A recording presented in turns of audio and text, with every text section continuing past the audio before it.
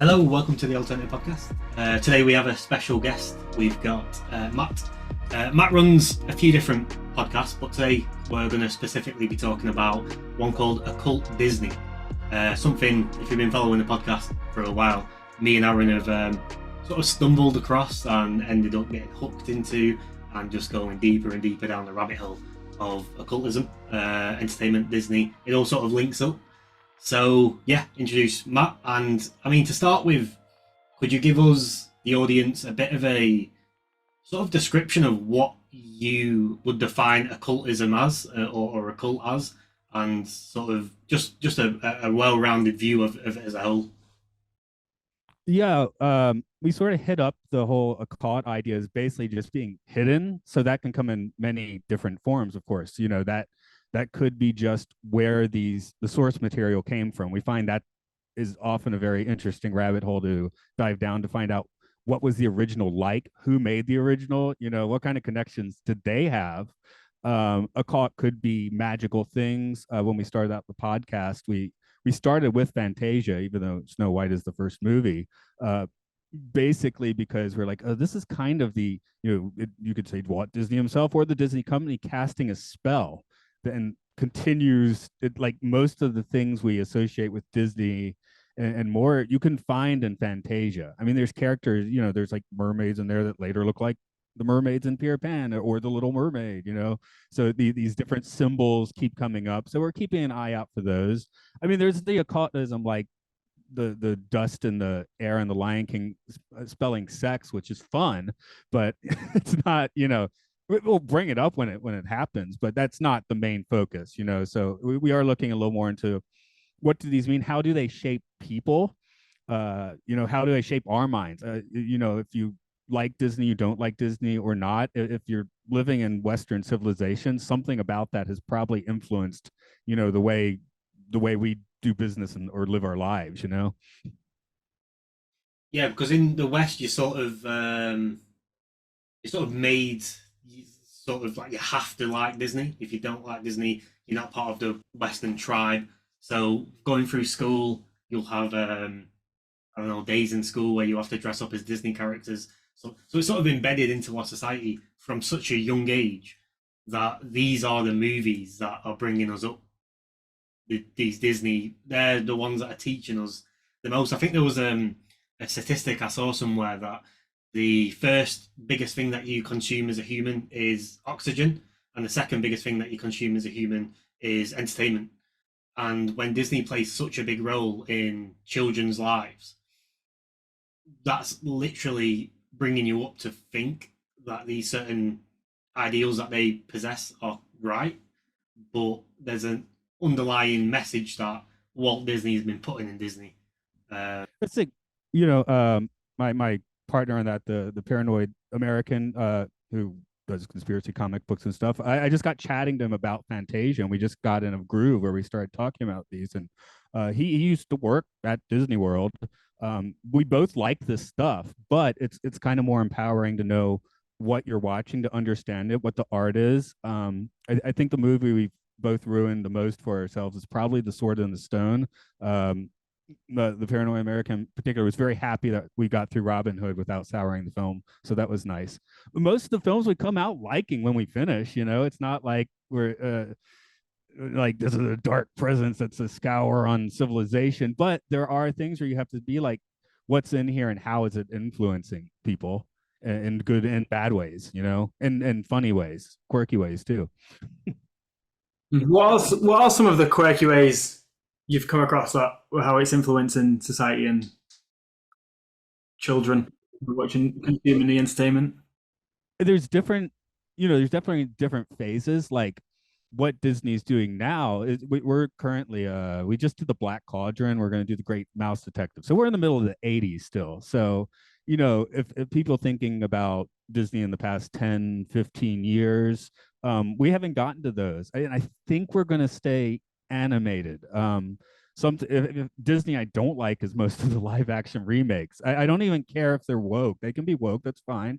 The thing I don't like about them is they're not usually very good. I'm a massive Trekkie. I'll watch woke stuff. Sometimes it's like, oh, that's kind of on the nose there, but I just understand it's there. Sometimes I agree with that stuff. Sometimes I don't. Mm. Yeah. What? So that means you're not going to go into the Marvel universe, or is that something? I mean, if we're doing this in like 5 years, who knows? But the plan right now is basically to stick to the animated world, which will eventually include Pixar, I think, because those definitely are worth going for. But yeah, our focus right now is kind of animation. I like to go on tangents about the theme parks. I have like weird theme park knowledge cramming my head and stuff, and that sort of thing. We will pair up like I think what was maybe 101 Dalmatians. Well, we were looking at the 90s version. We talked about the recent Cruella a little bit, although I have not personally watched that. So, I mean, that's one thing with media now. Just doing these Disney films, it's been very simple so far. It's like, okay, they did this movie 2 years later, they did this. There was a World War II, there was a law. In the 70s, there was a law, and I look in the list, and it's a pretty linear, easier to follow list until the 90s when it starts to explode. And by the time you get to the past 15 years, it's like, oh my God, what's happening? So, I mean, we don't even have to stop doing the animated stuff. We'll never run out of things if we just keep going, all the way to whatever the present of the is at that time. Yeah. So you've well obviously following your timeline you started around the World Wars era. Did you discover much propaganda put in Disney during them times? Oh, if you would like to see some hardcore Disney propaganda, one of the first ones we did was Victory Through Air Power, which was because Disney was making training films, propaganda films, things for the war. I mean, that's all they made. They basically half their animators went to war, and the ones that were still there were making things for the U.S. government. So Disney himself made his pet project Victory Through Air Power, where he had taken a World War One pilot who had the theory that air power was the way to win World War II, and he basically, I think he put a lot of his own money into making this movie, which was more or less to convince people like Roosevelt and Churchill to change their strategy to this one, which did have an effect. Of course, the nuclear bomb is not part of that conversation that was made before that. So it's just like, how do you island jump? I mean, there's always a thing that the war ending on the Pacific front is, because Russia was the big dog about to bite. So, Japan wanted to end that before that got underway. So, Right. Okay. Yeah, because that's one thing that I've. That's where it sort of started. The Disney machine was with the war. Um, yeah, just before they'd only made about 3 or 4 movies when the war really kicked in, and those last two, the Europe was already at war, so people were probably thinking about it for sure. Did you notice any changes in Disney when Walt passed away? They were really afloat for a while. You can definitely tell, like Walt, even by the 50s, he was making Disneyland, so they'd ask him a question, he'd say yes or no, right? Things like that. But in the 70s, and especially, it wasn't clear what identity they wanted to have. So the movies of the 70s, we have the ones after Walt was really involved is the Aristocats, kind of a all over the place movie. We actually paired that with the Aristocrats, the Dirty Joke documentary, just for fun. Um, so Robin Hood's good, but it's kind of, it's fun weird, but it's a little weird. The Rescuers is like 5 years after that, so not much was happening. It's like they were kind of afraid to make stuff, I think, for a while. The Black Cauldron was a big kind of swing and a miss. We just did our podcast on that a few weeks ago, and we found, like, I was like, this is the best animation they've had since Fantasia, also having a lot more of the magical elements than the past 6 or 7 movies had. The story doesn't hold together on that, in great part to I forget the author's name, I apologize, but they've taken like 5 books and tried to cram all of them into an 80-minute movie, and that doesn't really work. But as far as like having interesting magical elements, having fantastic animation, it's worth at least one look, because I think a lot of people haven't seen that one. So I feel like it's a linchpin if you're talking occult Disney. yeah. Yeah. Definitely. Yeah, because Walt was part of a occult. What would you call it? I don't know if it's secret, but a society, a cult society in his younger years.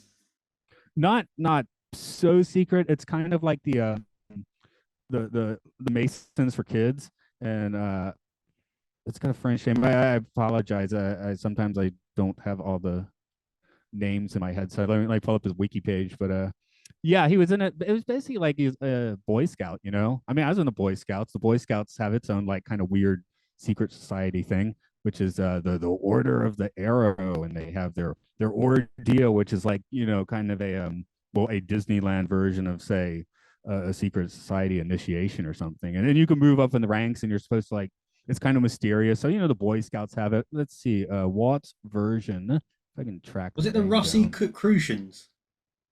That's a little more in the past, I think. I don't know if Wiki's actually going to give me that information. I apologize, but yes, he was in one. It was supposed to kind of build up boys in a way that the Masons would bring together adult societies. It's not. I mean, it's not that nefarious, except for the fact that yeah, it's got some of the trappings of like a kid's secret society. Later on, he was trying to crack into the whole Bohemian Grove scene and never could quite do that, and kind of like it was half-assedly trying to start his own version. So, So, what connection, if any, does the because of the club right in Disneyland in Florida called the 33 Club? oh, 33. Now, I think the Club 33 is actually at Disneyland. It's like for high-paying folks. It's a really nice dining room with really nice service. It's not particularly secret, but you do need to like, I guess, be a member of Disney something or pay a fair amount of money. I was reading a Imagineer Kevin Rafferty's book, and he started off just basically like mopping the floors, but after a year, build up to serving people at Club 33 before actually cracking into the more creative scene. So, hey, Do you know if there's any link between Club 33 and Freemasonry? Because I know in Freemasonry you have the 33rd degree. that's right. Yeah, yeah. So again, his childhood, his faux Boy Scouts would have had a few things like that. And in the 30s, keep in mind, in the 30s, occultism was a little more like on people's minds. Especially 80s satanic panic got people to kind of stop thinking about it some. But at that time, you're coming right off the time when you have Manly P. Hall, you had the Golden Dawn stuff. So people are talking a little more openly about things like masonry. It kind of got forgotten for not forgotten, but probably a little under the radar. I know I grew up in the 80s and I remember going to several weddings in Masonic halls, not knowing at the time I should be looking for the really interesting rooms, right? Yeah. But yeah. So the way I sort of see it is they blew up when the wars were there because Walt Disney was sort of smart enough to jump on the bandwagon of creating propaganda for the war. But I know you've not analysed the modern films to the degree that you've analysed the classics, as we want to call them. But the way I sort of see it now is that adaptation of creating propaganda never went away, and as he's considered to be in the circle of the elites, and I don't think that's through Freemasonry, but it's just through the sort of status that he acquired on his journey. But do you still think that propaganda is still being used to this day today? For sure. I mean, the only I think the best thing on propaganda is if there's art, most art has some kind of propaganda. If I like to make music, it's going to have a little bit of my worldview in it, that sort of thing. If I'm creating art, there might be something I feel strongly about, or someone else feels strongly about higher up that mentioned it, right? If I'm aware it's there and it's good art, I can get I can get with it. There's extreme examples. One of the seminal Hollywood films is Birth of a Nation. Does not play well now, but it's a very interesting film. It's a very well made film. It's problematic now, but watching what the propaganda is, or just the weird viewpoint of that film. Even D.W. Griffith, the guy that made it, his next film, he's like, "Oh yeah, that didn't really play too well. Maybe I'll make a movie called Intolerance," which that one's more of a slog to watch, actually. So, but knowing what you're getting into is good, I think. Educating yourself about what you're getting into, because most artists, even when there is like an agenda behind it, they're trying to create art to create art. Sometimes you have to create your art with a government or a corporation telling you this must be in it. Have you guys seen David Lynch's movie, Mulholland Drive? Nope. No. Okay, there's a scene in it where it came out in like 2001, and it seems so, maybe 1999, somewhere around there. It seems so weird at the time. There's a girl singing, like, for a girl group, like a pop singer, right? And then this bigwig comes in and is just like, "Get that girl out of there. This is the girl," and brings in like this very robotic girl. Like, now you'd be like, "Oh man, that's an MK Ultra robot there," And they bring her in and put her behind the mic, and she just starts go dancing and singing and smiling, and at the time, oh, it's just David Lynch being weird. But now you're like, no, that's how Hollywood works. You're trying to create this thing, and someone comes in and says, "This is the girl," Yeah. So you still want to create your art. You still want to make something good. I got to make the art with this other girl now, who maybe I don't think is as talented as the one I was working with before. But the people paying the bills have foisted this person on me, and I need to make the best with what I can. So Yeah, because Walt himself brought, well, I wouldn't say Walt himself, but Disney itself has brought some of the biggest celebrities that we've got today came through the sort of Disney, what do you call it, like the youth system? Because you've got like Miley Cyrus, I think Justin Timberlake, if I'm not mistaken, was yeah, that's correct. Britney Spears was a Mouseketeer. oh, That being, of course, way past Walt's time. yeah, Like, Walt did start that system. One of the original Mouseketeers was Annette, right? And who was a big star for 20 years. And if you want to have a fun time, look up some of her albums from the 60s. It's all like weird puns on her name. And she can't really sing, but it's really weird how her voice comes across. It's kind of fun, but you wouldn't listen to it all day. But yeah, it's like this early failed version of the Disney kid hit making machine. So the template was there in the 50s for sure. Didn't really start working until those 90s Mouseketeers started blowing up, I guess. There's the maybe apocryphal story that Disney's last words were Kurt Russell or something, thinking like Kurt Russell would be like the next big thing, because he was originally a bunch of like really schlocky live action Disney films, like the late 60s, early 70s, like the computer wore tennis shoes, So right. So to summarize, would you say this is obviously a prediction, I guess, or a thought. Would you say the fact that Walt Disney was so involved in occultism, do you think that has been sort of reason to why Disney has become as successful as it is today? Well, I think one thing is, if you are fluent in occultism, especially in practice, because we many of us can learn things, and like good or bad, you create your own reality, all these sorts of things. But I think probably he did learn some of the tools, just how you deal with people, with plenty of failures. The animation studio, they loved Walt until the 40s, when they didn't like their pay and how the credits were, and went on strike. And like, if you watch Dumbo, there's a bunch of clowns and silhouette, and those are all the animators that went on strike. He's basically making fun of them. So while the scabs are making Dumbo, or more like the old guard. But yeah, he kind of, he started off being more like an idealist artist with background, and having grown up in this and knowing a few tricks of the trade, so to speak. But it's the whole thing. You get power and you get more conservative, and yeah, the sort of Citizen Kane story. So, what's the weirdest and quirkiest thing you've come across so far in when you've been exploring Disney movies? I think our go-to so far is the book sequel to 101 Dalmatians. And I want to find the title of this to do that properly. Dalmatians. There are sequels to it, of course, live action, and animated. Uh, but the original book has a sequel. I want to say it's called The Starlight Barking. I'm still having a look. The 101 Dalmatians. Dottie Smith is the author, and the sequel is the important thing here, not the book itself. I'm gonna have to click on her name, but it was called the Starlight Barking, where like every all the humans like go into a coma or something. And here we go. We'll go with the to see if we can do a bit of the Wikipedia dive here.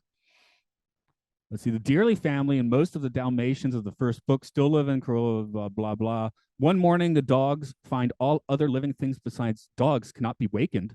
No dog is hungry, thirsty, or weak. Doors, gates, and machines operate on command, and dogs are able to communicate via thought waves to others many miles away. This is the first paragraph. Let's go to the last paragraph. Polly returns from his adventure in Paris to George. He reveals Sirius, the dog star, appealed there as well, and this is surmised as he appeared everywhere at once, as a star is not bound by earthly time. So what? Basically, the dogs are invited to go with Sirius to, like, I don't know, the distant cosmos with them, but they decide they love their owners so much they want to stay with their owners. So I guess after the story ends, things are back to Victorian England normal. I don't know, but yeah, that was one of the weirdest ones. The other one being the Gnome Mobile, which was filmed in Mirror Woods. So the one where he was kind of trying to cozy up to the Bohemian Grove scene a bit. There was some weird thing he was talking about where he wanted to like project the movie on redwood trees, which that didn't happen. And I don't think the Bohemian Grove liked the movie because it's very bizarre. It's like a uncle, a senile old uncle and his two a grand niece and nephew, and they're basically trying to get like an elf laid. It's really weird. So yeah, that's the Gnome Mobile. I think can you watch on YouTube? Maybe. Yeah. So those are probably the two weirder ones we've uncovered. One of which being an actual live action Disney movie without animation. It has animatronics in it, but it doesn't have animation. So that's kind of bizarre. Right, and then the second one just being sort of like his gateway attempt into joining Bohemian Grove. Right. Close to his death. I think the movie actually came out after at least his head was frozen or whatever. So So, has Walt Disney actually been frozen?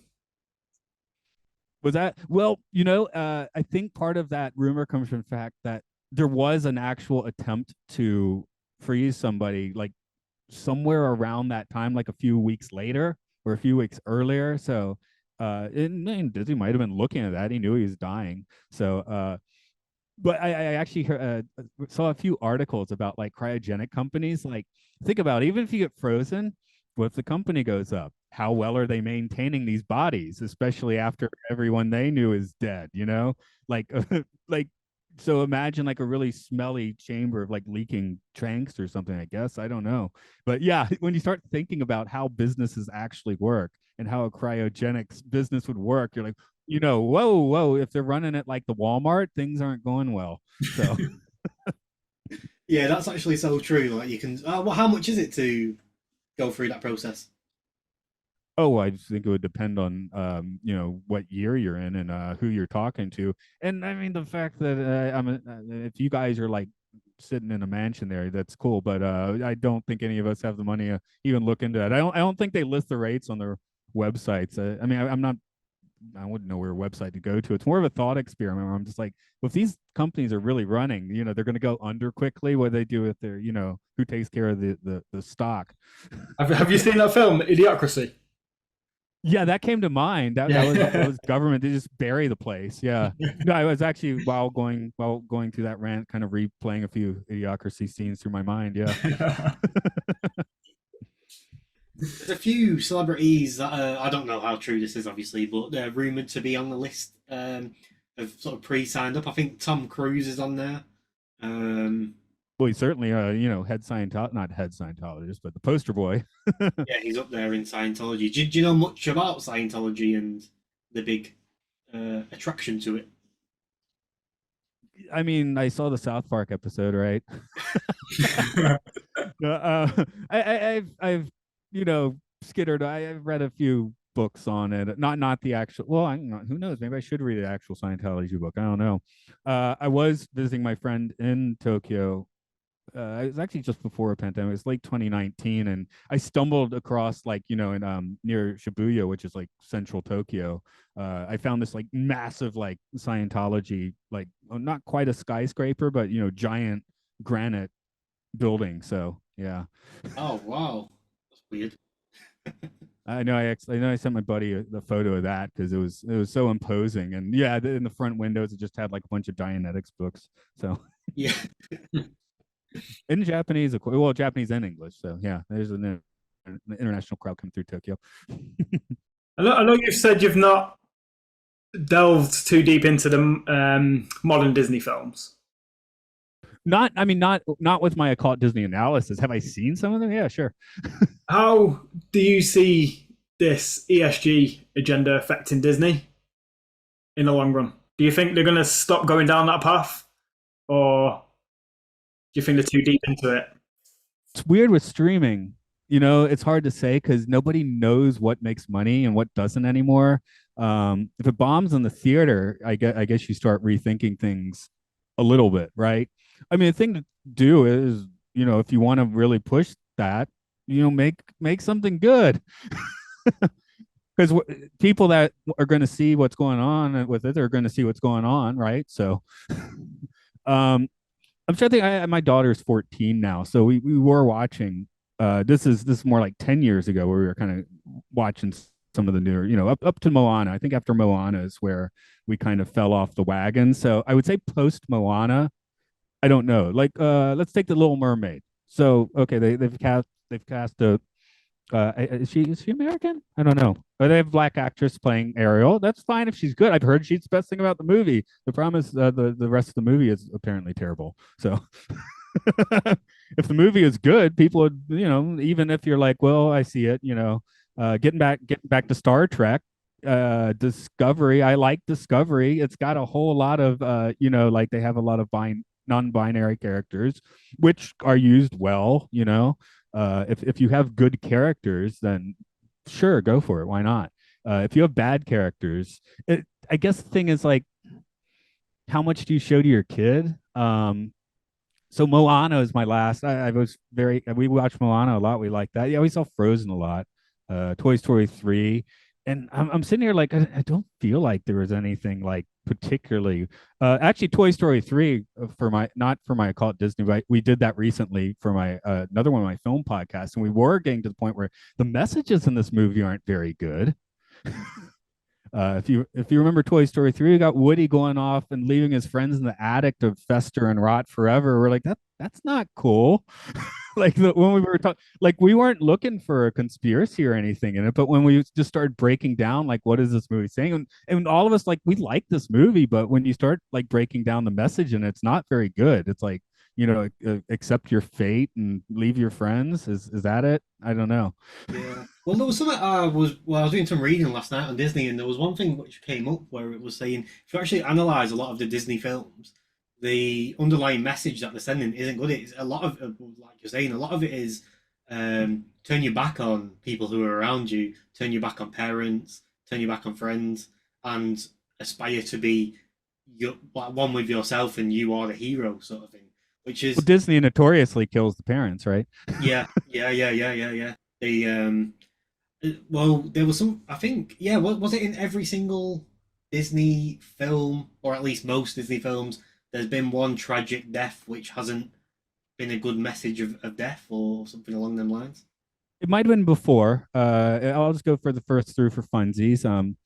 Snow White's got an evil stepmother, and we don't know about any other parentage. So, but the family's not doing great. Dumbo, I don't. Nobody dies, but we got Baby Mine with one of the most depressing scenes in animated film. So we definitely have the toddler elephant being cut away from the mother and getting traumatized. Of course, Bambi, yeah, mom just gets capped. Cinderella, wicked stepmother again, or whatever it is, stepsisters. Um, yeah, Peter Pan, Fly Away to Never Neverland. So we got that going on. I guess nobody dies, but that is a turn your back on it all because there is the hero's journey, and we do see that in some, but it is, yeah, in Disney there is a weird twist on that, right? Where um the hero doesn't get support. Um, actually, a good analogy. Are you guys familiar? There's with Tokyo Disney Sea. No. This is a whole nother theme park. There's Disneyland. There's also Disney Sea, the second park, which I would say is the best theme park in the world if anyone's interested. But they have the Sinbad ride, which actually does the opposite.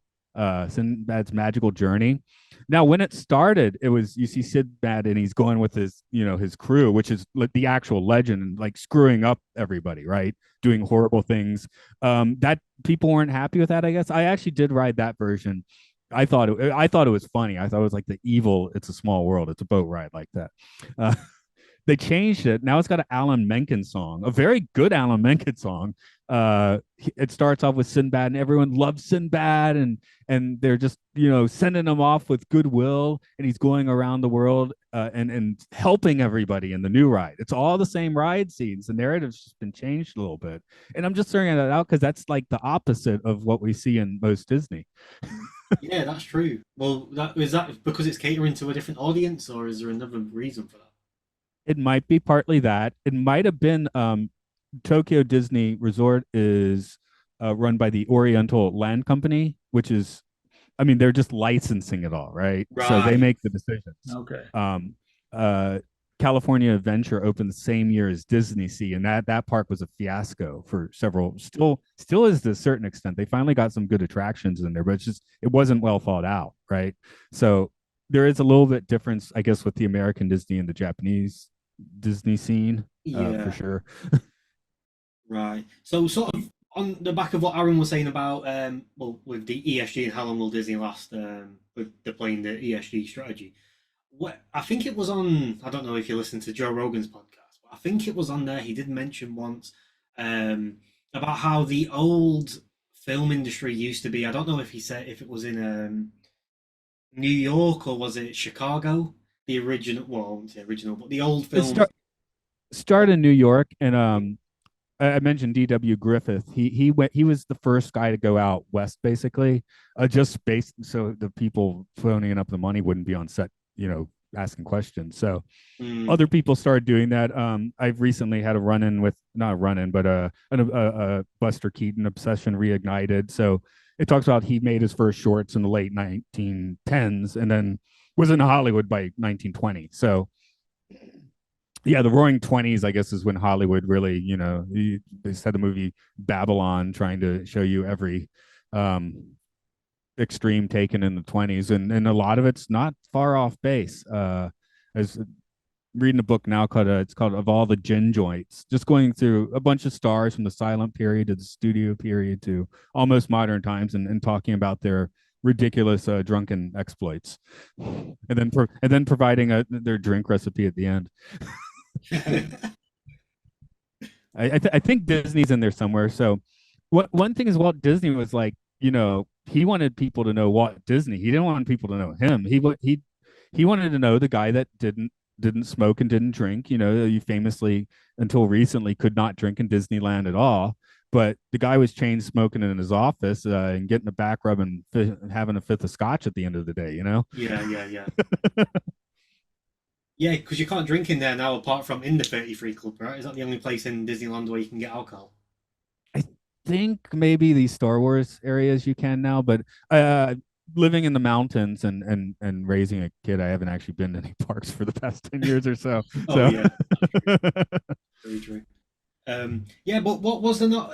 This is sort of just talking about the film industry as a whole, but going back to what Rogan said on the podcast was, I think it was Thomas Edison, and that is might be wrong or might be right. That was trying to gain control of the industry, the film industry, and people weren't happy with it. People weren't happy with the restrictions that were put in place, and there was lack of creative freedom because of the sort of processes that were put in. So then people started moving out to Hollywood to gain complete freedom and creativity. But that cycle seems to be going over again with the ESG scores that are happening on movies. and all movies are sort of, to get financial backing, have to have X, Y, and Z in their movies. Is that happening again? I don't know if you know much about what happened there in the past, but it seems like that is correct with Edison. One of the that is among the people that were on D.W. Griffin's back, because Edison wanted to patent everything, including like filming techniques, and you had to like hire an Edison guy to run your camera, that sort of thing. So yeah, it was easier to get out west, and the lawyers hadn't made it out there yet, I guess. As far as today, I mean, what are we seeing? I guess the big thing is these big digital visual effects rooms they're using, like on the Mandalorian and stuff, uh, which I guess there's a certain patent to that sort of technology.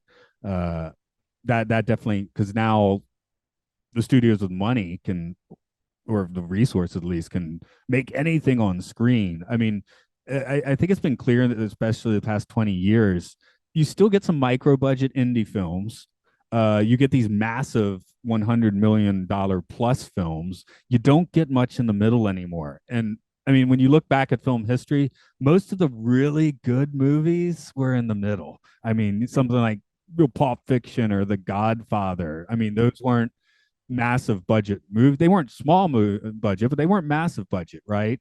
Which kind of gave them the leeway to have the resources to make something really good, but still be able to put like a personal vision behind that. We don't have too many directors that are kind of allowed to do that with money anymore.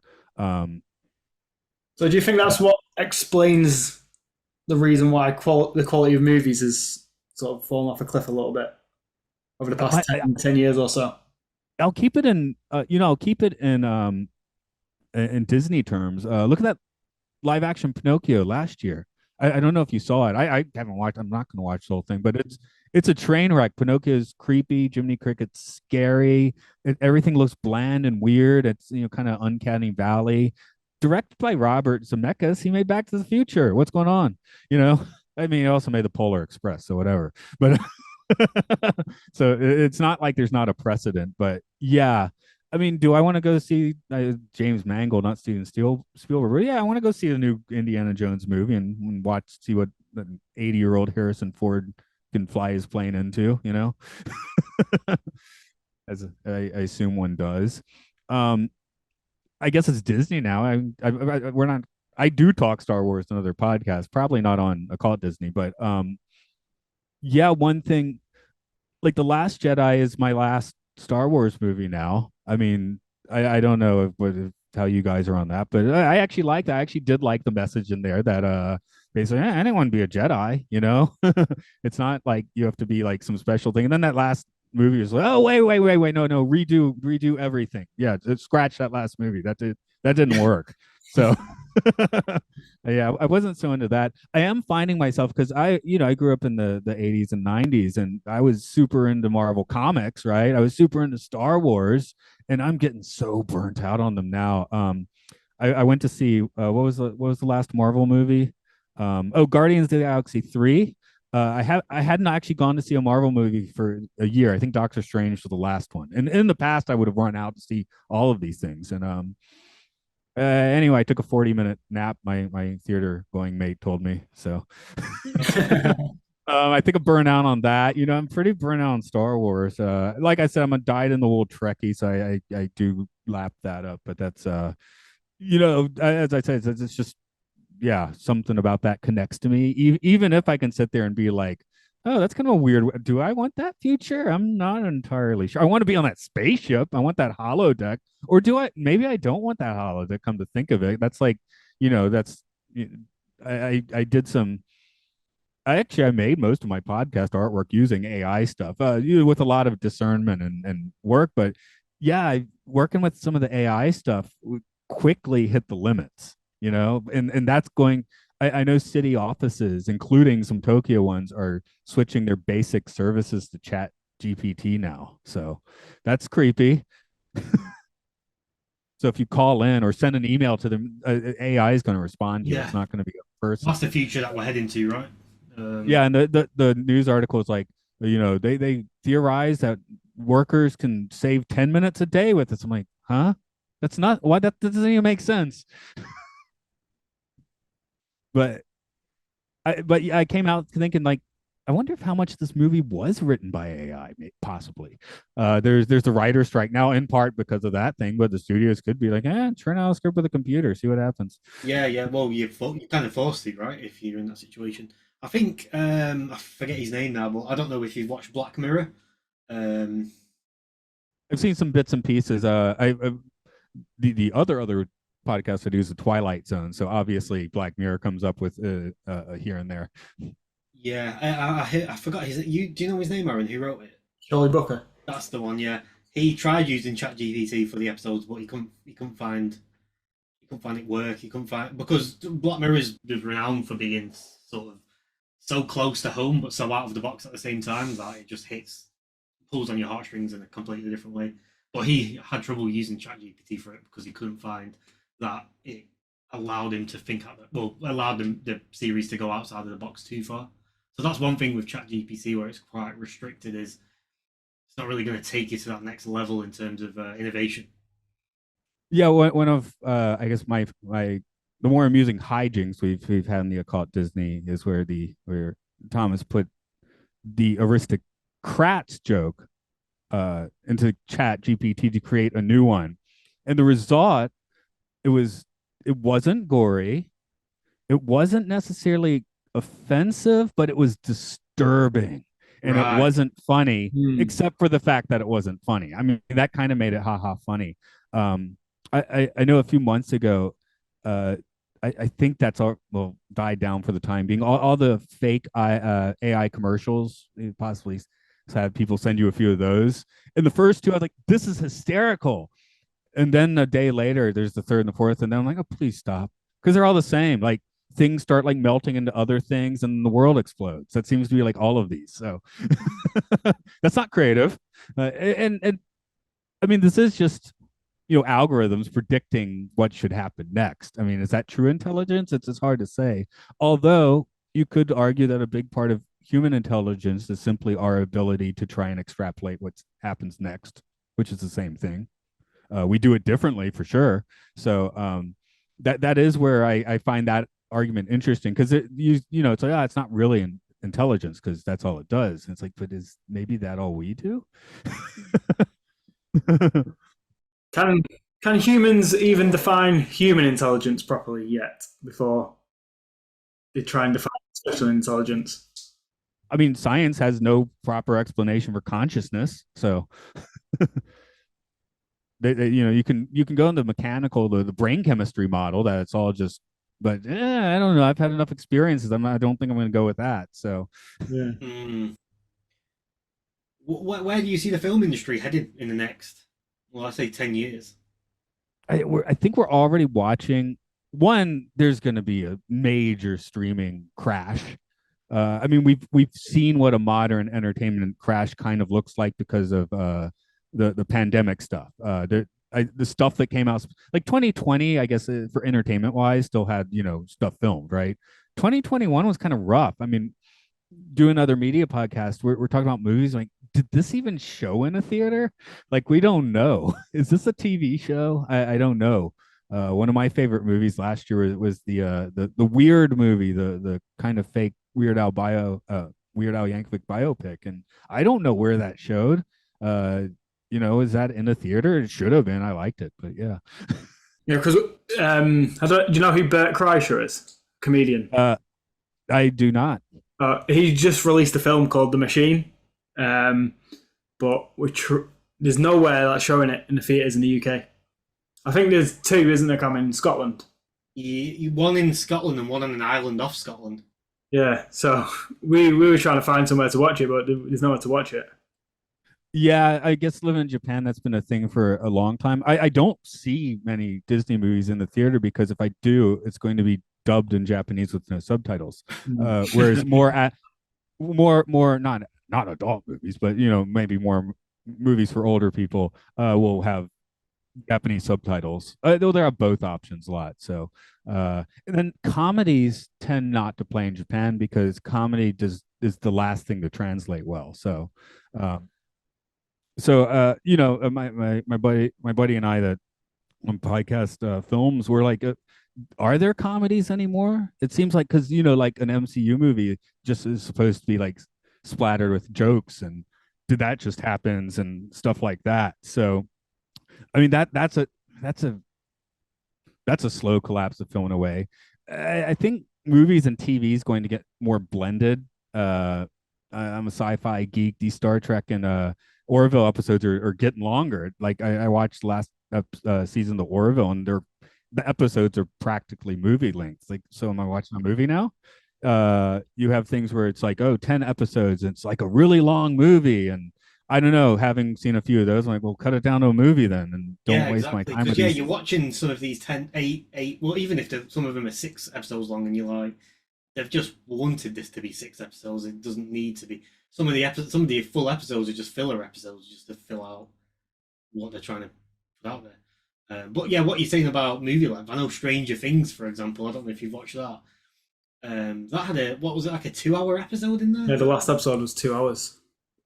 Yeah, I mean, do we need that much? I saw Stranger Things is kind of weird because I when it was the first season was hyped, and I think I watched the first half of the first season and kind of like, I don't know, it wasn't really connecting with me, and then I ended up playing like an iPad game that was Stranger Things, like kind of Zelda style. I really liked that. I actually finished it. I finished that game. I'd never watched any more Stranger Things. Season three, they're at the mall they're filming in is actually, because I'm from Georgia, Atlanta, where they film everything now, and in the mall that in Stranger Things season three is the mall I used to hang out and play video games in the '80s. So I keep thinking maybe I should go watch it, but I mean, there's so many things now. There's no water cooler show. There's nothing we tend to all connect over. So the closest thing might be those Star Wars and MCU. But so I think, I mean, I don't think I'm the only person just burning out on this. Mm.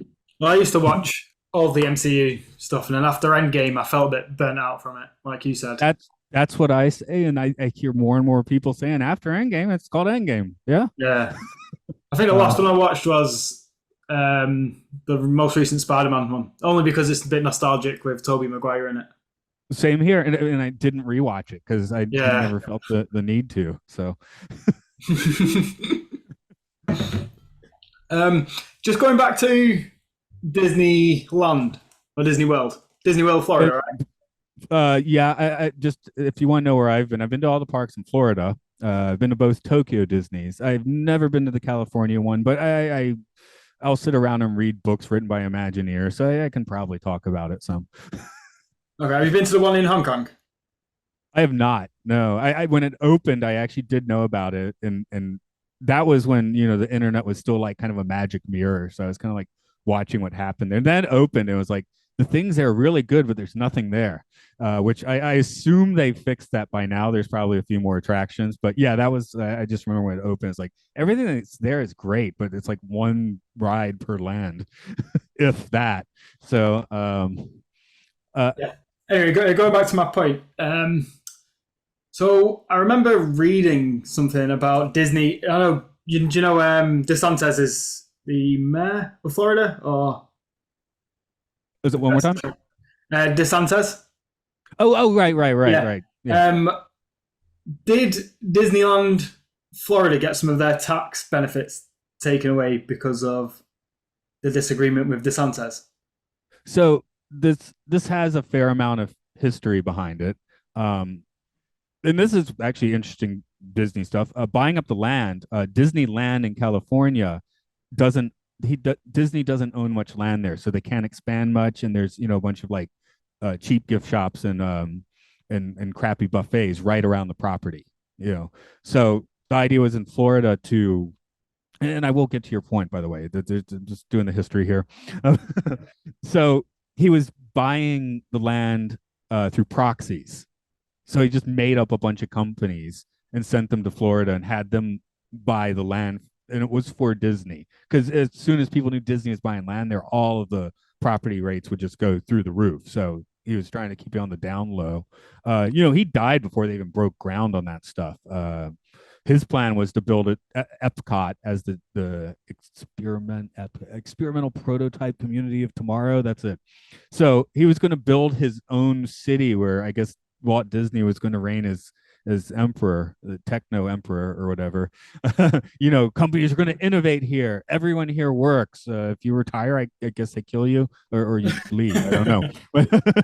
But yeah. And they were like, oh, what? You really should build a Disneyland there too. So Walt dies, and that's such an insane plan. Epcot just becomes another theme park. But one of the things they kept with this kind of city thing in mind is they had laid down the Reedy Creek Development District, where Disney has autonomy on a lot of things like services. They can have their own police, their own fire department. They can control their own utilities. And that was the case all the way from the late 60s to what, 2 years ago was it, when the whole DeSantis thing came up, where and people kind of saw it as DeSantis kind of like spitefully poking Disney in the eye because he didn't like the company, or it's hard to say because it's like, well, he's poking his thumb in the eye of a big corporation, but it's like, yeah, it's like it's who's the good guy or who's the bad guy here? Well, it's as George Carlin would say, it's a big club and you're not a member. And then yeah, Disney and DeSantis are. So that's the weird thing when you're looking at a politician facing down a corporation or two corporations at it or whatever. It's like, this is all not on your team. These are neither side is going to make the best decision for the common man, most likely. Yeah, that's so true. I guess that's the thing. Like, I love reading about conspiracies, thinking about them, talking about them, but a lot of it in the end is just like people making stupid decisions, and then other people, depending on how much power they have, other people have to abide by those stupid decisions, and so on and so forth. I mean, again, it's more like idiocracy. Yeah, it's a huge mess, right? Because it's a hierarchy, right? And then depending on where in the hierarchy that's made and what sort of impact that decision's made and what sort of impact it has is all dependent on how high of a status they have across the globe. Yeah, I mean that's yeah, exactly. So it's like there are probably a few mad geniuses out there, but a lot of the horrible conspiratorial stuff, which is still conspiratorial if you want to call it, but it's somebody making a bad decision and never going back on it, making a mistake and trying to make the quote unquote best out of it. So I mean, at this point, I don't think too many people are still calling Elon Musk a genius because he can't talk right.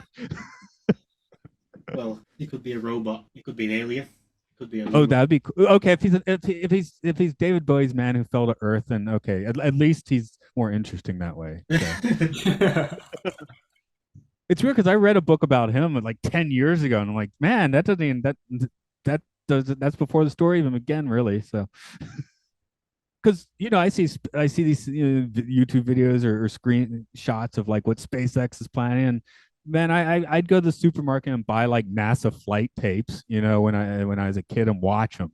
So I'm like, I think space stuff's cool, but then do I want to talk about Kubrick faking the moon landing? Sure. Do I want to talk about the idea that space is in there? Sure.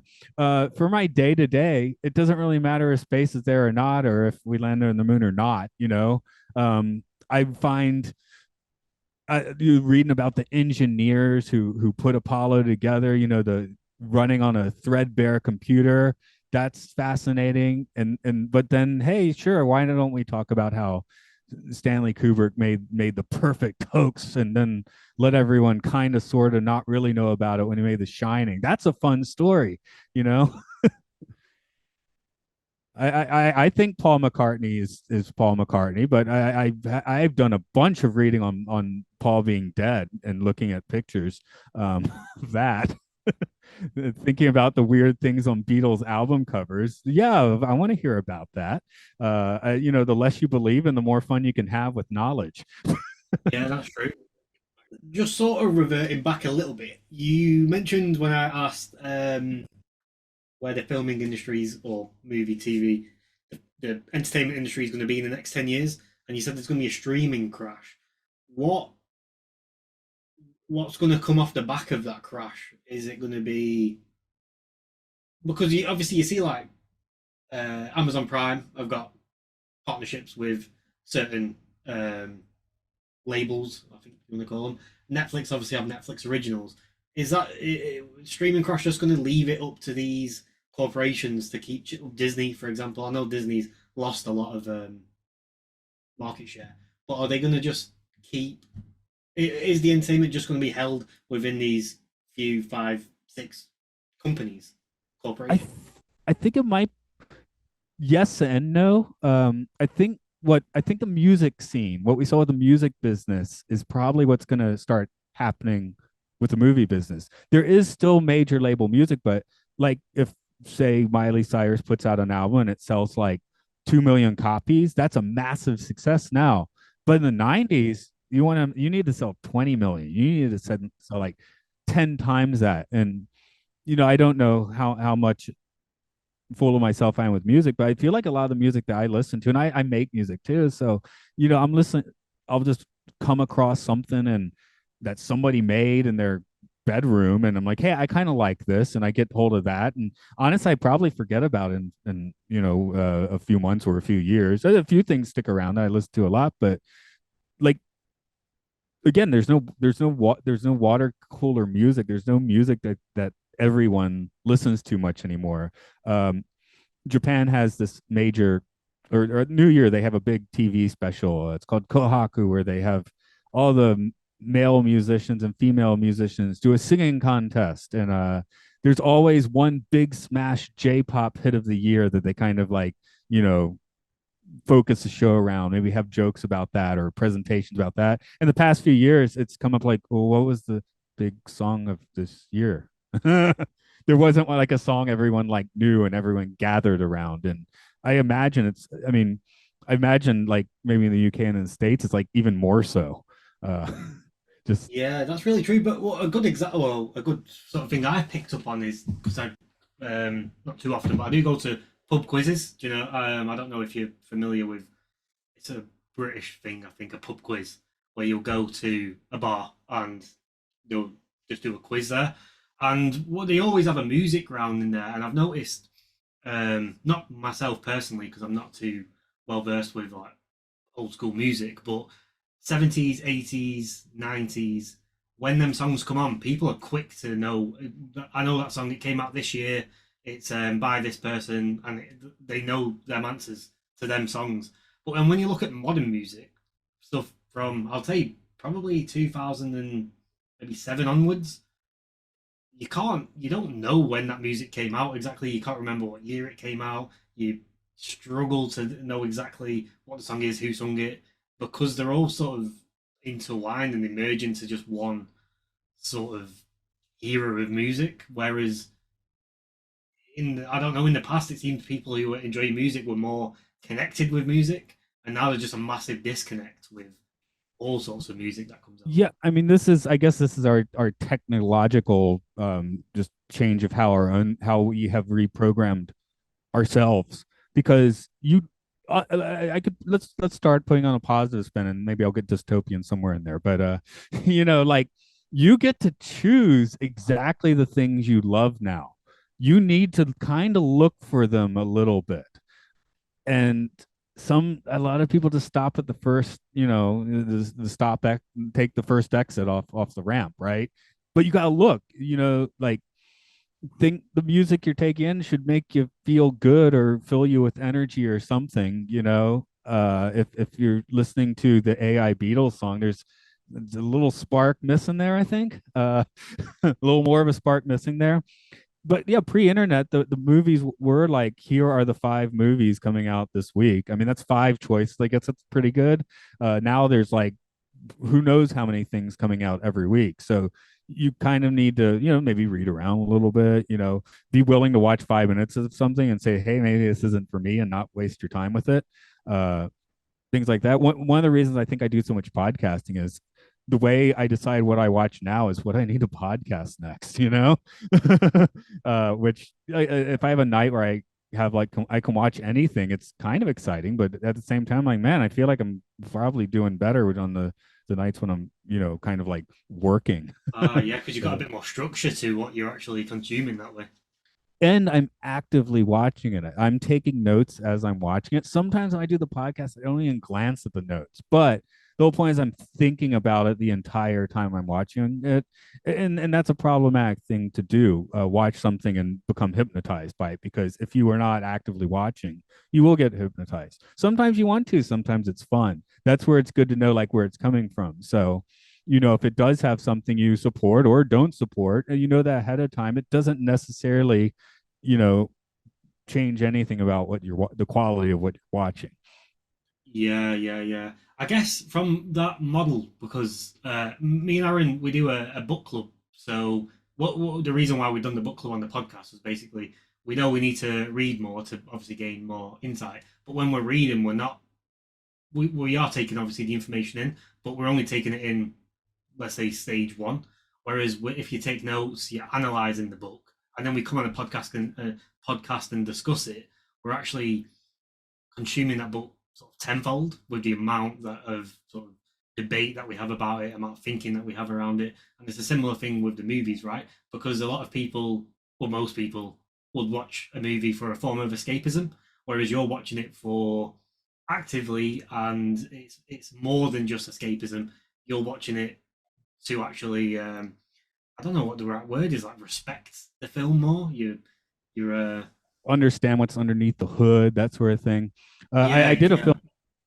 I actually did a podcasting switch this year where a friend actually from the UK and I were doing sci-fi films because we're both sci-fi geeks, and we did that for 3.5 years, and it's good stuff. But I got to a point I'm like, well, we're gonna choose another monster movie. We're gonna do the next Star Trek. We're gonna do the next Transformers, and I decided to throw that out the window. And he actually instantly agreed to me. Although for entertainment's sake, he complains about the change in the podcast. But what I did was I just took a list of the top 100 movies as rated by random viewers on IMDb, so a very arbitrary list, and then found a list of the worst. This was on March 1st of this year, so those lists are frozen in time. They've already changed, and now we're watching a whole bunch of things that we never would have watched. Sometimes it's not so great. We had to watch the Human Centipede 2 full sequence, which we had a great conversation about, by the way. So, and we're not trying. We're like, let's see what filmmaking is good about this too, right? Just to plug it, the podcast is called Films and Filth. So at the end, it's like, well, how much of this is a film? How much is it filth? We've had to do several terrible spoof movies so far, though we're free of those till next April, which is kind of nice. But you find, like some of the bad movies you're kind of excited to get to. Like I was never going to watch the Flintstones Viva Rock Vegas, but I am next week. I probably was never going to get around to watching Lawrence of Arabia, but I'm in the middle of it now. So I'm actually stressed out because it turned out that we go back and forth. So one week is a film, the next week's filth, and the back-to-back films are Lawrence of Arabia and Once Upon a Time in America, neither of which I've seen, and both of which are almost 4 hours long. So that stresses me out a little bit. One of the nice things about Occult Disney is at least in these earlier years that the movies rarely go above 80 minutes, if that. Dumbo's 60 minutes. So you can get through that in a blast. That's an episode of a series. Did you find any strange occult things in Pinocchio?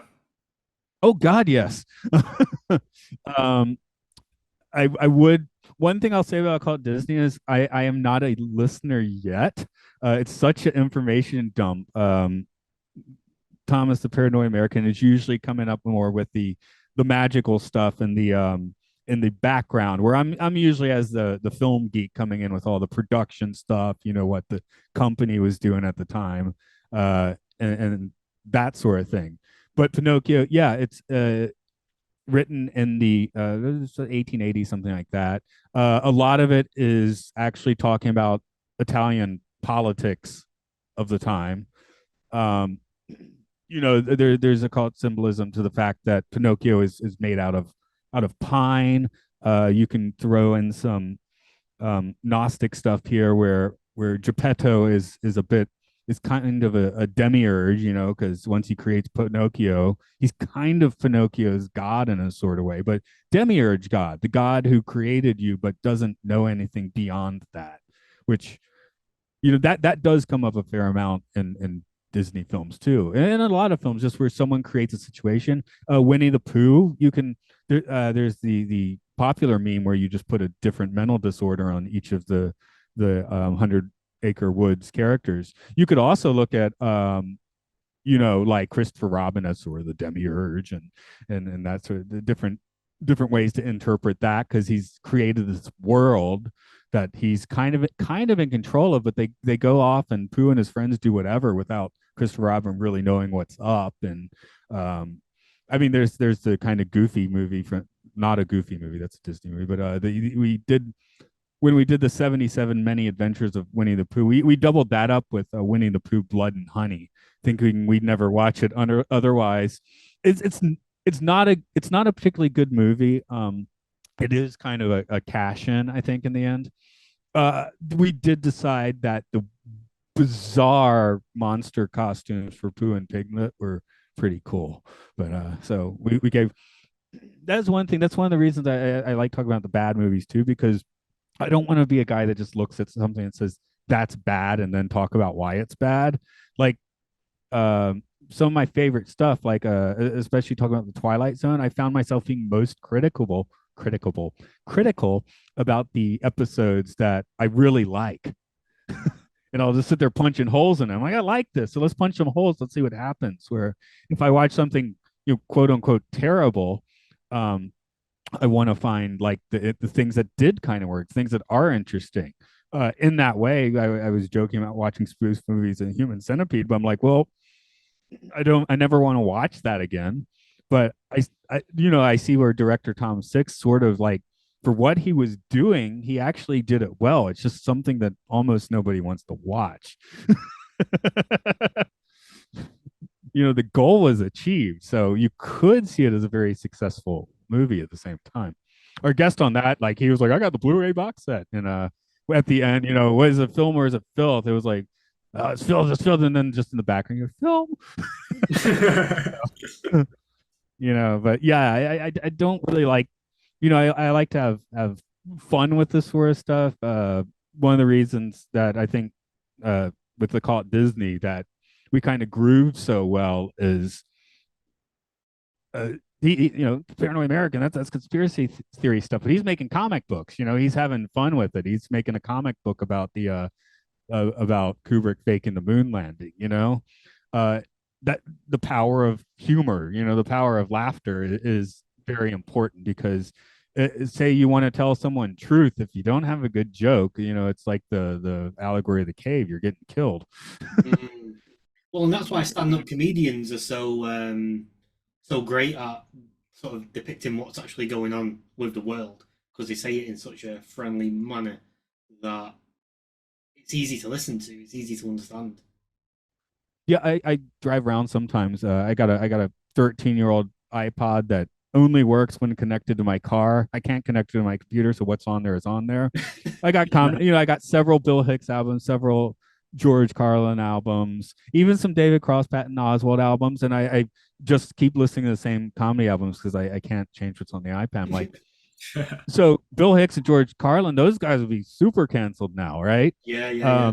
David Cross and Patton Oswalt are considered more progressive now.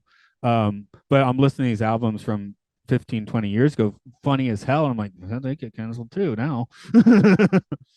So, like, I mean, George Carlin is especially, it's weird because I did a podcast. You originally contacted me about oral hygiene, which kind of metamorphosized into Occult Disney. So, Occult Disney is now the main feed, so people should probably look that up. Although they call it oral hygiene, but I was talking to one of my oldest friends. Loves George Carlin. I love George Carlin. We talked about the George Carlin's American Dream documentary. And I was thinking in the back of my head the whole time, like, you're a very progressive dude. How do you like George? And we were kids and we liked George Carlin, and I'm like, how do you like George Carlin now with what he's saying? when So you said earlier as well, 'cause just sticking on comedy, like comedy's dying in the film industry, especially. Do you think that's it? This is going to come to an end with the comedy side of film. well, senses of humor always change in some ways, don't change in other ways. Again, I just watched a bunch of Buster Keaton films, and there's some really good jokes in there. Um, I think a lot of us take our comedy more bite-sized these days. You put on a few Key and Peele sketches or something like that, Like I have never actually watched an episode of Key and Peele. There's the I Wish You Would Leave series, and they just put out series 3 of that. And I actually watched it. And I was like, wait a minute, I've never actually watched episodes of this before. I've just seen a bunch of clips. So I Never know, at seen least for it. me, Just the odd skit here and there. yeah. I mean, and that's where YouTube is, you watch one, maybe you thought of the one, now YouTube's, why don't you watch this? Why don't you watch this? Oh, okay. I mean, that can get dangerous. There's the whole Elsa Gate thing, especially with your kids doing it, right?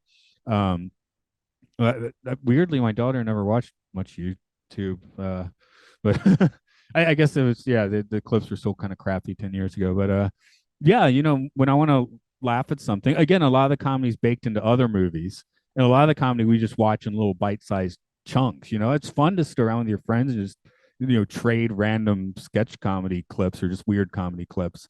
The most Elsa Gate we got is have you ever heard of Too Many Cooks? Okay, that's a bizarre video. It's made like a sitcom opening from the 80s, but it's 12 minutes long and gets more surreal and disturbing as it goes. It was shown on Adult Swim. It was actually made in Atlanta, my hometown. Anyway, after that, we were having a few drinks and stuff. It didn't even touch YouTube, and 3 videos in, it's just like the most bizarre humor. We're like, what are we watching? It was like some lady takes like an antihistamine, and then her doppelganger like runs down the street and murders her, and then goes to attack her. We're like, what are we watching? Oh, it's just So a yeah, random set of events. yeah, of disturbing events. And that's the weird thing. Like some of the AI humor kind of um mimics that when you let it do it, but then it's just disturbing, or yeah, or mildly uncomfortable. Again, watch all those AI fueled commercials from the past few months. Something me and Cameron spoke about on the podcast before, and something that came up in a recent Black Mirror episode is current actors leasing out their rights for producers to use their image using generating AI content. Do you see movies going in that direction within the next 10 years or so? Yeah, once it's cheap and easy to do and people like it, it might not be good, but it'll happen. Again, watch all the live action Disney remakes. They're just generally not good. As we record this, I believe the Writers Guild and SAG, the Screen Actors Guild, are still on strike, with those being some of the key things they're thinking about. Like, are you going to use our likenesses? Who was it? There was maybe Lord or something, who was like, okay, I'm going to license my voice. You can do what you want with it. I'm going to get a little money, and then you can AI it if you want. So Yeah, well, I think Bruce Willis has done it already because he's fallen ill. I think he's done it to help his family in the future or something along the lines. well, I brought that up too, and kind of got more of like, there's some managerial shenanigans, because keep in mind the guy can't really communicate anymore, so he maybe doesn't know if he's doing this for his family. Because I was trying to be positive about the fact they made what, like 18 terrible movies in the past 2 year, or the 2021 or whatever, and I was like, oh well, he's doing it for his family. No, his manager was pushing him into that stuff because he Oh didn't know yeah, because better. that's the way it is, right? Yeah, that's sad actually. Yeah, I know. That's why I was happy when I brought it up, and I just did the same thing to you. I paid it backwards. Okay. So yeah, but yeah, I hopefully the idealistic version holds some truth too. But when you start thinking about it, it's kind of like I've heard some weird stories about Stephen Hawking, because it's he's overcome his debilitating illness and he's still a genius, and that man might have been more trapped in there than you thought. I mean, there could have been some smoke and mirrors there, and then there's yeah, because you just see what you see on TV. I mean, yeah, or there been a certain point where that line was crossed when they really were just pushing out a guy completely trapped in there and pretending he wasn't, you know? I was actually thinking about this the other day because I was listening to him warning about AI. I was thinking, it's just obviously an artificial voice is done through a speaker. I was thinking they could just be programming this with anything. You just replaying it out. How do you know he's actually conscious? Like they're fully there. Exactly. So, I mean, we're getting so many more and more warnings about AI, aren't we? I mean, people are giving warnings. Nobody's really listening much, which is kind of the way of things. Some and like let's take it that way. Thinking through the conspiratorial lens, you could be like, "Oh, it's a conspiracy," or AI takes over. It's like, well, it's kind of not because it's on the headlines where it's like, like Google's chief programmer says, "Hey, this is a problem, folks. Because nobody cares. Nobody's listening." That's not a conspiracy. That's not listening. Yeah.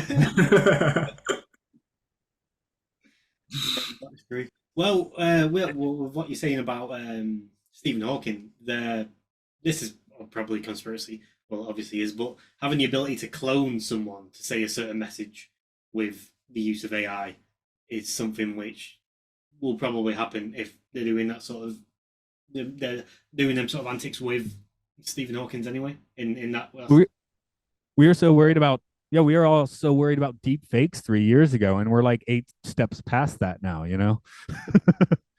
I mean, now it's like you watch something, you're like, is this real? I don't know. Like I said, I saw the Guardians of the Galaxy 3, which a lot of people liked, and as I said, I think I saw like an Igmar Bergman film because I came in, I saw a bunch of people with space with problems. They went into space. I fell asleep for the entire action period apparently. So then I woke up and they're like bittersweetly, like resolving their issues. So I'm like, well, I just watched Bergman film, okay, but at the same time, it's just like none of it really resonated. Maybe that's why I took a nap or not. Maybe I'll watch it and we'll see. But I was just like, it felt kind of like I feel like maybe they passed this through AI for a draft pass. Or maybe you generate the original draft, the first draft using AI because it's quick and easy, and then you refine it. I did that with my podcast artwork, didn't I? So yeah. Well, yeah, that seems to be the way everything's headed anyway. Do you think like with the MCU, a lot of people have sort of would you call it a tribal instinct that they loved it while in their younger years, so they have to still love it now? yeah, it's hard. I mean, again, I watched every movie up to Endgame very excitedly. I mean, there were a few I didn't like as much, but yeah, I was excited when the new one came out and seeing the movie. Yeah, I actually went there with my father and my daughter, so it was like this generational viewing. I was worried because my daughter was still like 9 at the time, and my dad's is he going to want to sit through this long movie? And they both liked it. I was like, yay! So I want to be excited, and you just start to realize the thing I was obsessed with for a long time. It's time to kind of let it go. Yeah, I guess yeah, that's quite sad because it's like when you watch a series and you get a bit attached to the characters in there, and the series ends, you feel a bit of a emptiness. It's like breeze of emptiness. Or when you complete a video game, I know like with Red Dead Redemption, for example, a lot of people have that feeling of emptiness at the end of completing that. Yeah, I've had a few of those. I'm not a serious gamer. On the Films and Filth one, the other two guys are. So I occasionally just end up taking a 5 minute break because they're talking about Dark Souls, and I don't know what they're talking about because they don't know anything out there. They did decide that was a Citizen Can of Gaming, I believe. But Have you on Films and Filth analysed any of the Fast and Furious series? Because that's quite controversial at the moment. well, see, as far as our populist ratings are concerned, those are going to be in the middle, right? They're going to get like a 6, where we're looking at the very top and the very bottom. That's one where I did for Black Friday. I think it's when the 9th film came out. So I got this Blu-ray set of the first 8, right? And I've watched exactly none of them. So I was like, oh, they go, excuse me. I was like, Fast X, did I go into space? And no, that was the last one. I was like, oh, okay. Maybe I should watch 9 then. I don't know. I don't know. Actually, I don't know what the controversy is either, but I didn't see it. So, Well, I think it's controversial in the sense that half of the population love it and the other half absolutely need them to stop right now because of the sentiment that the first three had, the original trilogy. It's quite a sentimental value, and a lot of people feel like they're just milking the cow absolutely dry. yeah, I guess do you want to watch a car race a submarine or not? You know, so if you do, maybe you're into it. If not, maybe you just want to stick with those first three or something. But um, I did watch Hobbs and Shaw. That had some sci-fi elements, and my co-host is a big Fast and Furious fan, so we did that one because it had enough sci-fi. And I guess we could have done nine, but we didn't. He forgot to tell me they went to space. So so yeah, that's a series I don't know so well. Yeah, and again with Disney, you know, now I mean, I act my favorite Star Wars movie actually is Last Jedi. I really like that movie. That said, Disney took a lot of the fun out of Star Wars once they bought it. Um, and just you know when you get one every 2 or 3 years, it's special. When it's like you got 8 TV series every year to maybe watch, and I'm kind of out. I think that's what I like about Stranger Things is it comes out every 2 years, so it's not out every year or just out every 6 months. So you have to wait for it, and you get excited waiting for it. Exactly. It's like, you know, it's like now there's always the something verse or something or not verse. Like, just give me a few movies. I don't need a verse. Yeah. I'll take a Spider Verse. I've heard the new one's quite good. So, Yeah. again, dubbed in Japanese, I think here. So, oh well. I'm always down with Spider Man. Sure. So, what do you think the reason is for Disney's massive share drop? What's the reason why? Because they're losing subscribers at a rapid rate, or they were losing them at a rapid rate. I'm not too sure around how they've come to fix that. But what do you think the reason is for this? But Disney Plus is kind of weird in that it seems do seem to talk about what's on it, and people seem to watch it, but it doesn't really make that much money because you have to get new subscribers. If you're not always getting new subscribers, then what does it matter? So, you know, if everyone that's going to subscribe has subscribed, you're only making that money. You're not. There's no reason to making things to bring in extra money. That's why a lot of TV shows that people really like just don't get picked up for another season. They're too expensive to make. What's the point? You know, make something cheaper. We're not gonna make more money either way. So yeah, the streaming model seems to be, you know, a bit of a Ponzi scheme, I guess. And companies are slowly learning that, you know, like you can only, you know, pay Tom Sue's money so long before you run out of money. Or in this case, I guess you maybe you get a stable income, but now you have no incentive. You know, within capitalism, you just accidentally made a communist system of filmmaking where you're just filling quotas, you know, through extreme. Well, they say opposite. You know, you keep going either way, you eventually reach the other, right? Yeah, so I guess you need to go through the phase of failure, I guess, and hopefully come out the other side um, to new I mean, what's movies. the difference between extreme communism and extreme fascism? It's like, do we say money's a thing and who has it? But money is just paper in the end. Yeah, I teach students in Japan. So sometimes, what would you do if you got 1,000,000 yen, which is $10,000? But it's not that much. But like, I'd put it in the bank. I'm like, why? It's paper then. And it's not an interesting answer. So I guess I feel like that's the responsible answer to give. But yeah. Do you think the streaming platforms will introduce like a pay-per-view system? That could be one way to change things. Yeah, I don't know how that will work. I don't know tech stuff. I was just talking today. My daughter was like, oh, because the rental shop finally closed near my house. That's how weird Japan is. She was renting anime there, so she's like, I want to get Amazon Prime. And my wife and we don't stream anything. I'm in a room here with like hundreds of with CDs, thousands of CDs and movies. You know, a lot of what I watch is just like I like thumbing through the physical media, finding something I'm interested in, tossing it on. You know, that's why I got this Lawrence of Arabia here. I got to watch this 4 hour movie. I'd like to be able, you know, not have to find the file, figure out where I was watching it last, all that sort of stuff. And also I'm not watching it on the movie theater as I guess you're supposed to, but I might as well watch it on a nice Blu-ray. Yeah. Well, I guess if it does go back to sort of where you have to purchase a one-time payment to watch the movie, it's going to increase the quality of movies because then they've got their incentive back, right? Right, because something people don't know anymore, even with major shows, especially TV shows, we don't know how much money this made or how many people were actually watching it, because it's really hard to gauge streaming numbers. So there's not really information of what people are actually watching. You can look on the internet and see what people are talking about, but as we know, what people are talking about on the internet isn't necessarily what everybody thinks. So it's just it's hard to know how successful or non-successful, especially for the creators. You know, showrunners don't know if they made a successful show or not because it's all thrown in the same bucket. And it's just, did this company get more subscribers? We think it's because people like Stranger Things this season, but you know, we can't be sure. Yeah, well, it's like when Netflix released, was it called Bird Box, where you couldn't look. Make a noise. There's a quiet place you can look up. I don't know. Well, that's quite, no, yeah, it was called Bird Box, the one where every time you went outside you had to be blindfolded.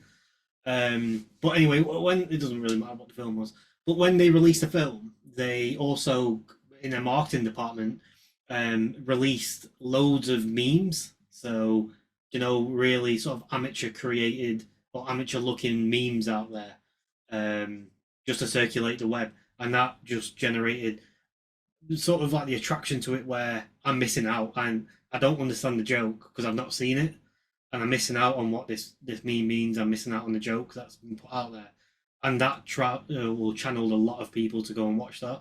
Whether or not it was a good film, it didn't matter. People needed to watch it to understand what was happening on social media. And I guess I didn't see. I mean, I do remember seeing a few, and probably not actually seeing them. They're just passing, or because I didn't understand. So, I guess for me, it wasn't so much like, oh, I don't understand that. Moving on, um, which I probably do a lot of. So, Yeah, I guess it depends on the type of person you are and whether or not you're going to bite at the bait that they chuck out there. I mean, my social media at this point, I still have my Facebook because that's important for me to message people. I don't look that much at what's actually on there. I might, like try and promote a podcast there or two there. Twitter's just for podcasts. So I just see movie stuff on Twitter for the most part. And well, Disney stuff and movie stuff, the theme park stuff. So my Twitter is actually quite pleasant, which that people usually don't say. Um, I I hang out with Trekkies in the Discord, behind a small paywall, and that's where I mostly interact with people because nobody's really throwing out their political opinions. We're talking about food and science fiction movies, and pretty much, I mean, there's some deep talk about there because people will talk about these episodes and the ethics and stuff. But that's good conversation, right? So even if I'm not involved, I'll sit there and read some of those conversations because it's interesting. Whereas trying when I post my Twilight Zone episodes Twitter, I'm very glad people like it and I get and make comments. That's a dopamine hit. But when someone's just like saying the name of the actor who's in the picture, I'm like, what are you saying? I mean, thanks for commenting, but what? It's like, I like your picture. I remember that. Or the most fun is people asking like, where can I watch this episode? I'm like, buy the Blu-ray. That's what I did. I mean, of course or you just watch Twilight Zone online and you'll probably be able to. So, I guess, as a guy who's quickly falling behind everything technological, talking to you on a very old computer, I'm probably getting a fair amount of boomers commenting on the Twilight Zone there. So, a very relevant show, but it's also a very old show. So there are people of reminiscing over it. So yeah. Good for them. Yeah, which is a great thing. Definitely the nostalgia effect. I mean, maybe I'm too idealistic. I try look. I want to look at try and joke about people, sure, but try and assume that people are at least think they're making a good decision or think they're saying something like that should be said. Even if they shouldn't. Yeah. Right. Shall we wrap this up, or has anyone got any other questions? No, I'm good. Okay, groovy. Yeah, I've gone on several rants, so I'm sure there's something to be said there. No, I found this super cool. This has been a really fun episode. Thank you for coming on. Yeah, cheers, Thanks for inviting me. Yeah. I'm used to being the despot of my own podcast, so it's it's kind of fun to show up and not be particularly prepared and just ramble. Yeah. Well, that's the way we like to do it anyway, quite relaxed. So I'll leave all your links and everything in the description below. So if people want to all your podcasts, and if you let us know after anything else you want us to link on there, we'll add it in. Okay. I'll send you one more for some music, which I make the music mostly for myself, but hopefully other people dig in. And not to go on too long one, but like I really like binaural beats and things like that, ambient. So I started making my own, and then I know what the agenda is there because I made it myself. So Yeah. Oh yeah. Then if I'm getting brainwashed by it, I'm doing it myself. So but I will give people, if you want to listen to those particular albums or some of the rock and roll or something, it's all my own neuroses or the agenda there. So yeah, cool. We'll definitely advertise that. Check that out as well. Right, thanks everyone for listening. Cheers, guys. See you later. cheers. I'm off to dinner.